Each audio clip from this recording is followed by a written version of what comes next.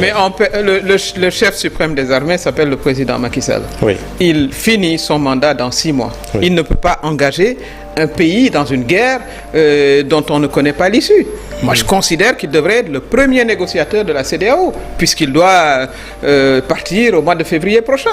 Donc, s'il y a un parmi tous, parmi ces présidents qui devrait se faire l'apôtre de la paix et de la négociation, ça devrait être le président Macky Sall, qui quitte en février et qui ensuite, certainement, pourrait être un médiateur professionnel. Nous sommes dans une organisation.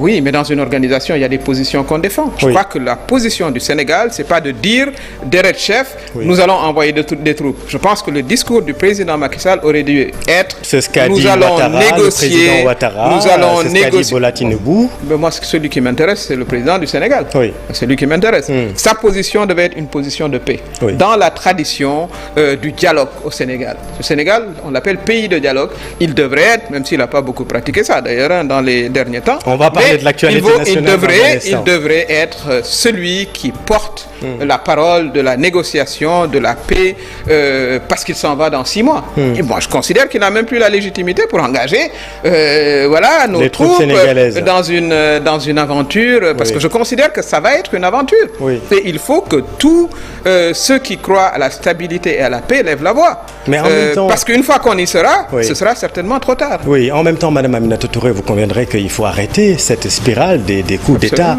en Afrique. Il ne faut plus s'arrêter quand même à la condamnation de principes, les positions de surplomb. Il faut faire quelque chose et c'est dans cette logique que la CEDEAO s'est lancée. Bien sûr, tout le monde condamne ces coups d'État, ça c'est très très très clair. Mais il faut voir qu'est-ce qui provoque ces coups d'État. On revient, on l'a abordé au début. Dites-nous. Quand vous avez des civils qui arrivent au pouvoir, qui se mettent à changer les constitutions, on l'a vu. Prenons le cas de la Guinée.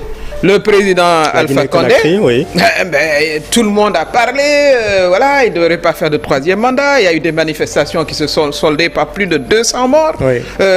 Il a forcé, il est arrivé au pouvoir. Ça s'est soldé par un coup d'État.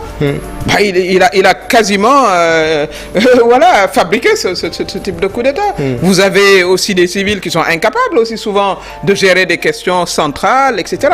C'est-à-dire aujourd'hui, la question de la gouvernance et de la satisfaction des droits et des besoins des populations est une obligation. Et beaucoup de nos gouvernants, faillissent. Parce que si la démocratie fonctionnait telle qu'elle devrait fonctionner, et on peut venir très rapidement à la situation nationale, on n'aurait peut-être pas besoin de ça. Pour vous, c'est la malgouvernance qui produit ces coups d'État. C'est évident pour moi. C'est évident. Et l'inaptitude à régler... Sauf qu'au Niger, ce n'est pas le cas quand même. C'est un pays démocratique. Encore une fois, il y a eu une alternance entre le président Issoufou et le président Bazoum. C'est ça. Mais ce qui s'est passé, c'est que d'abord, au Niger, ce n'est pas le premier coup d'État qui se passe. Absolument. Ça, il faut le dire. Absolument. Il y a quand même une culture avec des revendications, etc. Mais le Niger est je crois, l'avant-dernier pays le plus pauvre de la planète. Oui, c'est ça.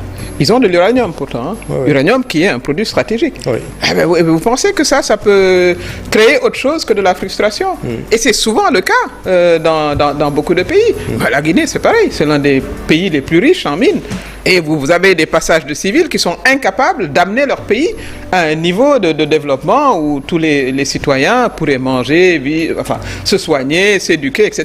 Donc c'est ça la question. Il faut aller à la racine du mal. La racine du mal, c'est la mauvaise gouvernance, c'est souvent la corruption. On en a beaucoup parlé au Niger aussi.